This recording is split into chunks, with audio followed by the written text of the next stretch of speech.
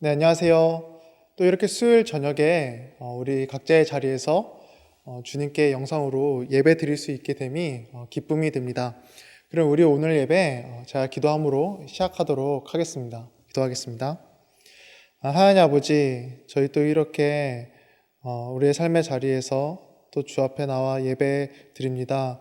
주님, 우리가 예배 드림이 늘 기쁨이 되게 해주시고 이 예배를 통하여서 주님과 가까워지는 것을 또 사모하며 그것을 소망하며 또 이 예배의 자리에 나아갈 수 있도록 주님 또 이 시간 함께 해주시고 또 이 예배 가운데 역사해 주시옵소서. 예수님의 이름으로 기도합니다. 아멘. 네, 우리 오늘 함께 나눌 하나님의 말씀 출애굽기 32장 1절 말씀입니다. 출애굽기 32장 1절 말씀입니다. 출애굽기 32장 1절 말씀 제가 읽도록 하겠습니다. 백성이 모세가 산에서 내려오니 더딤을 보고 모여 백성이 아론에게 이르러 말하되 일어나라 우리를 위하여 우리를 인도할 신을 만들라. 이 모세 곧 우리를 애굽 땅에서 인도해낸 사람은 어찌 되었는지 알지 못함이니라. 아멘.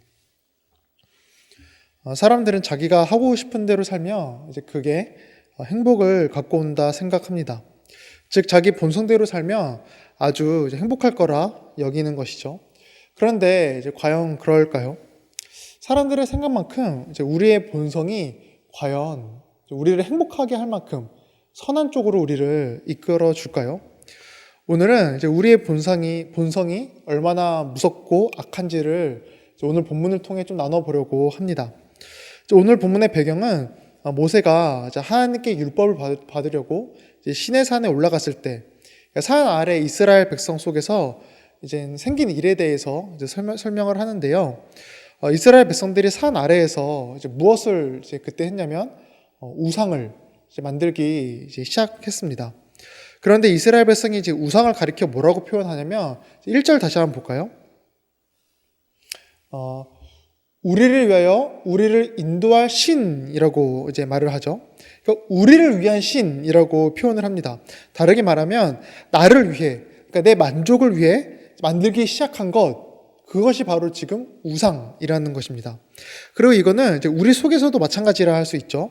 우리 안에 일어나는 우상 숭배는 결국에 무엇을 말하냐면요.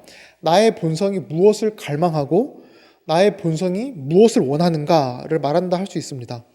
내가 원하고 내가 바라는 것, 그것을 이제 우상으로 만드는 거잖아요. 그렇다는 것은 나의 본성이 시키고 나의 본성이 요구하는 그것이 바로 이제 우상이 이제 되어버린다라는 것이죠.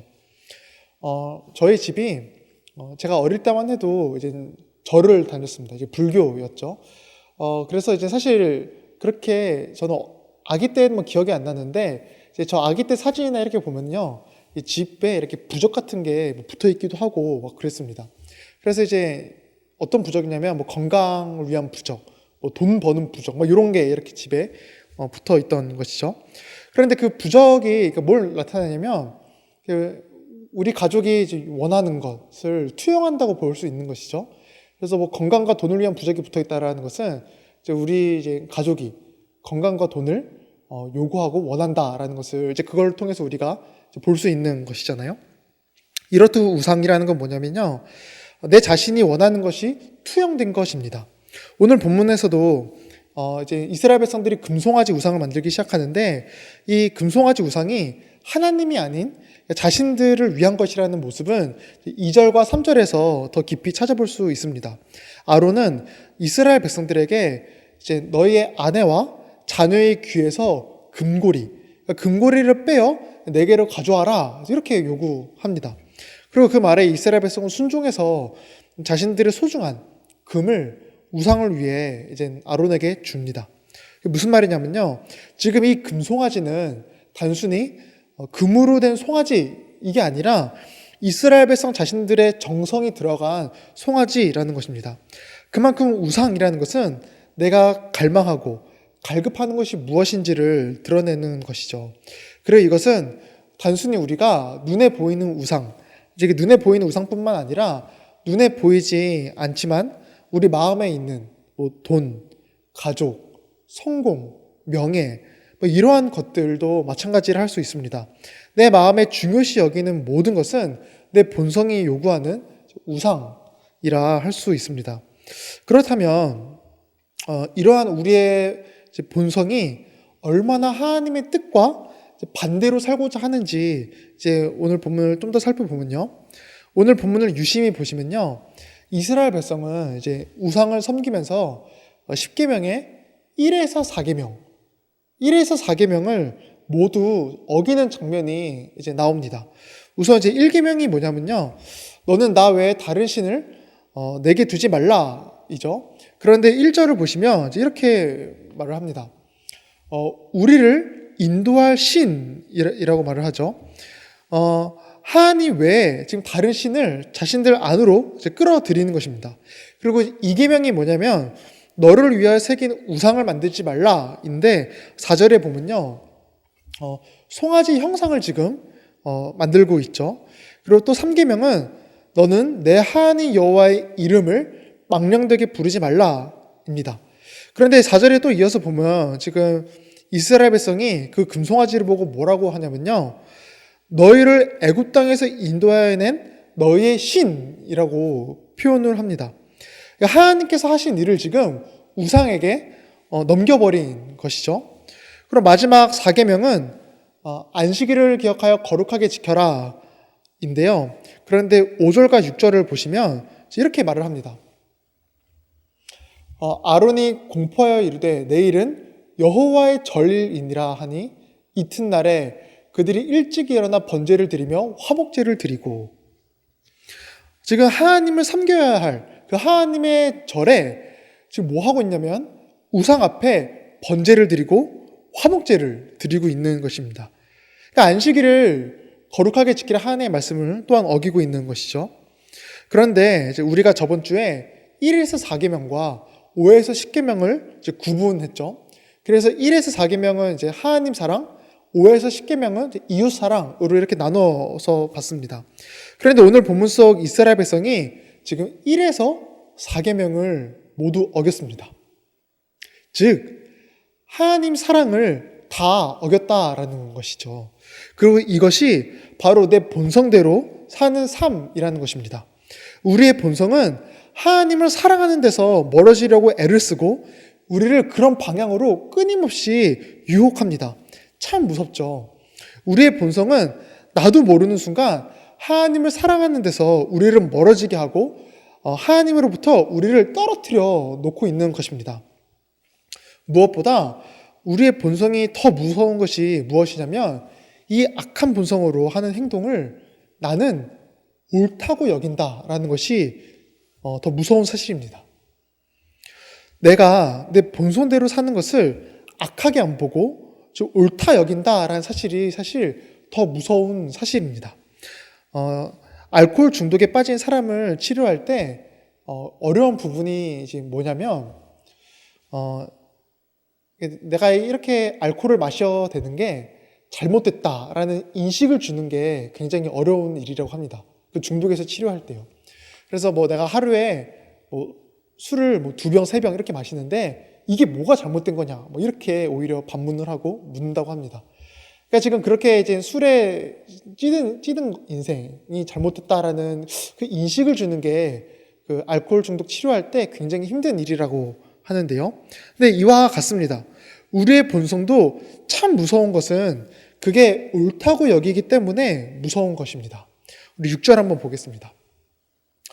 6절을 보시면 이튿날에 그들이 일찍 일어나 번제를 드리며 화목제를 드리고 백성이 앉아서 먹고 마시며 일어나서 뛰놀더라. 지금 이스라엘 백성들은 금송아지를 만들어 그 금송아지에게 번제를 드리고 화목제를 드리죠.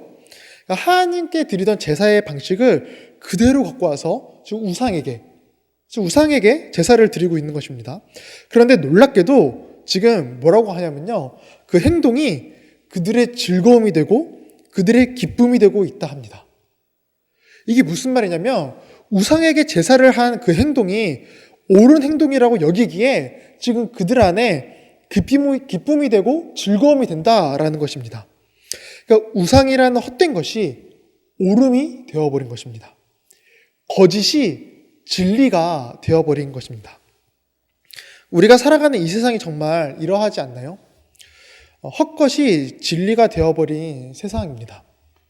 많은 사람들은 저마다의 생각들을 내놓고 그것이 옳다고 말을 하고 성에 관한 문제들은 어느새 너무 타락해서 그 선이 불분명해지고 용납하고 관대해진 게 진리가 되어버렸습니다. 그래서 오히려 동성애를 반대하고 성에 대해서 조금 보수적이면은 이상한 사람으로 취급받는 게 요즘 현실입니다.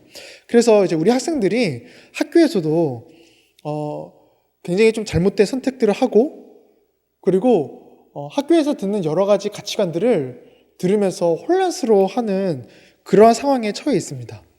굉장히 속상하죠. 마음이 아픕니다. 우리의 본성은 이 정도로 무섭습니다. 하나님의 말씀과 반대되는 것을 붙잡고 그게 진리인 것처럼 행동하고 그게 진리인 것처럼 여기는 것, 그게 바로 우리의 추악한 본성입니다.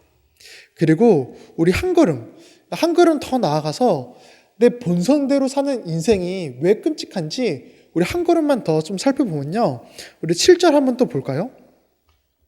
7절에 이렇게 되어 있죠. 내가 애굽 땅에서 인도하여 낸 내 백성이 부패하였도다. 지금 하나님께서 모세에게 지금 이렇게 말을 하는 건데요. 내 백성이 부패했다라고 표현합니다. 부패했다. 그리고 이 상황이 지금 얼마나 하나님께서 싫으셨는지 지금 이스라엘 백성들을 향해서 뭐라고 하냐면 너의 백성, 내 백성이라고 합니다. 나의 백성이라고 하시던 하나님께서 이제 내 백성이라고 하십니다. 자신에게 속한 백성이 아니라는 것이죠.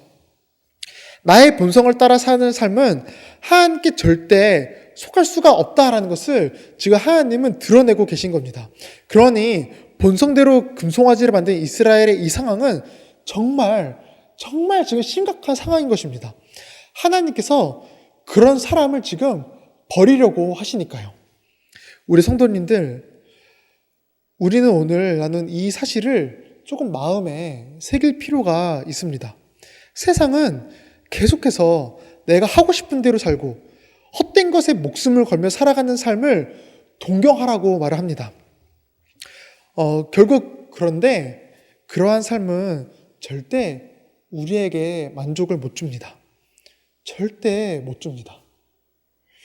하나님의 사랑과 멀어지며 하나님께서 싫어하는 삶이니까요.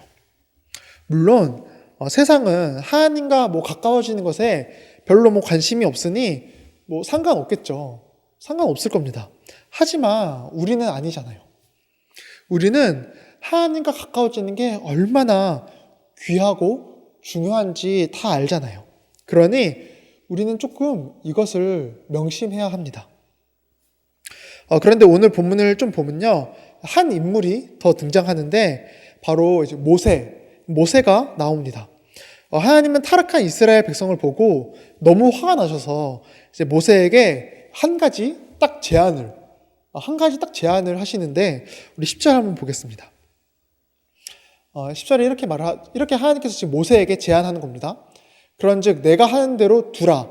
내가 그들에게 진노하여 그들을 진멸하고 너를 큰 나라가 되게 하리라.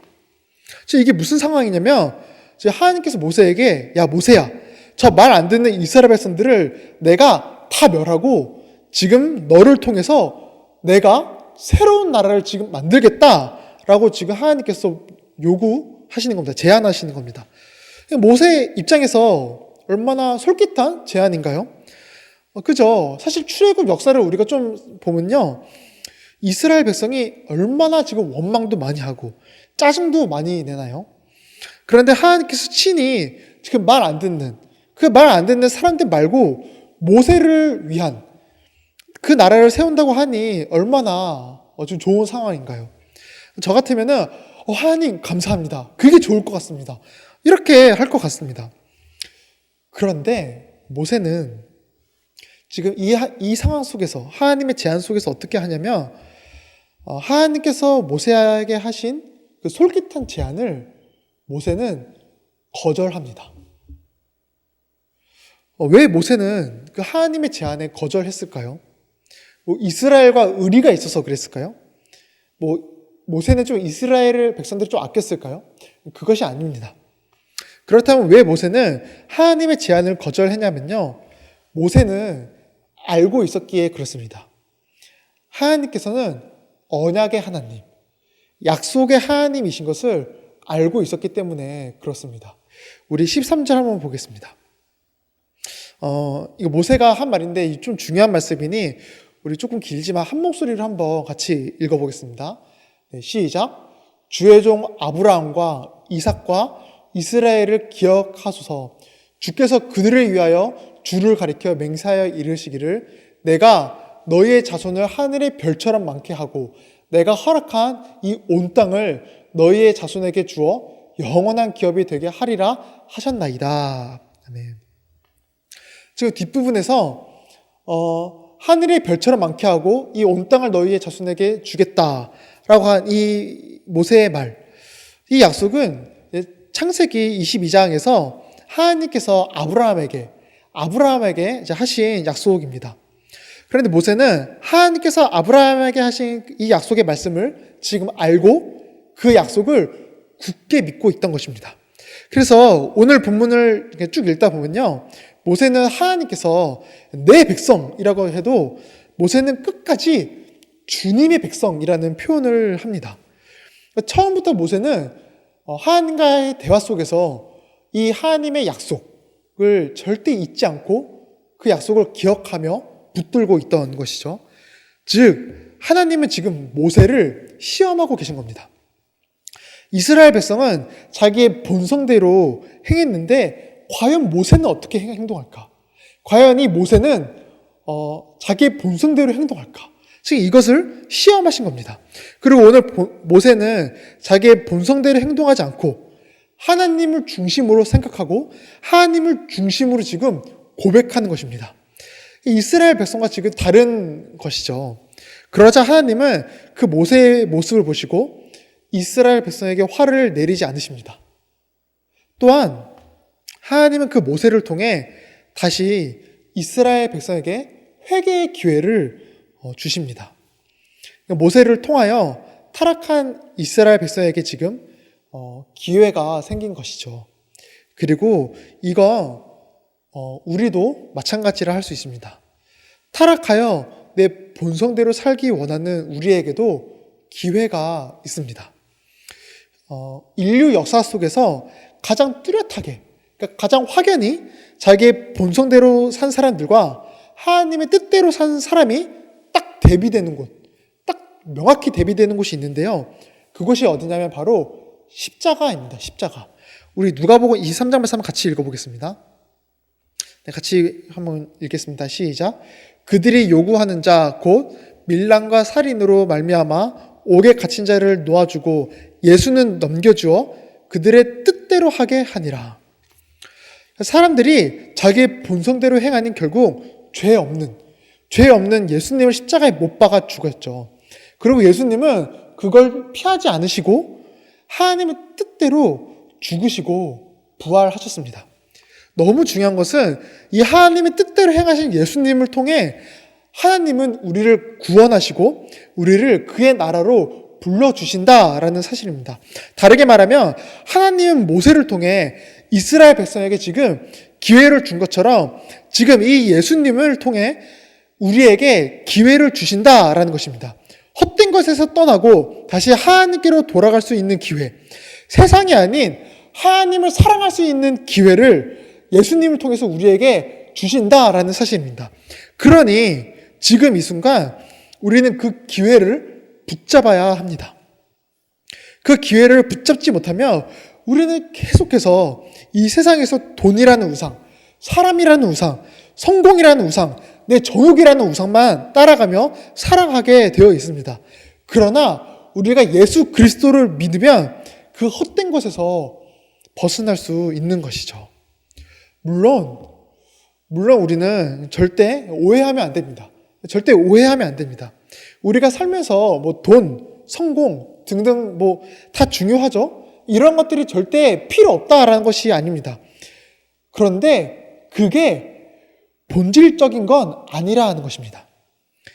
세상은 우리의 삶에서 돈, 성공, 이런 것들보다 중요한 게 없다. 하지만 그게 아니라는 것입니다.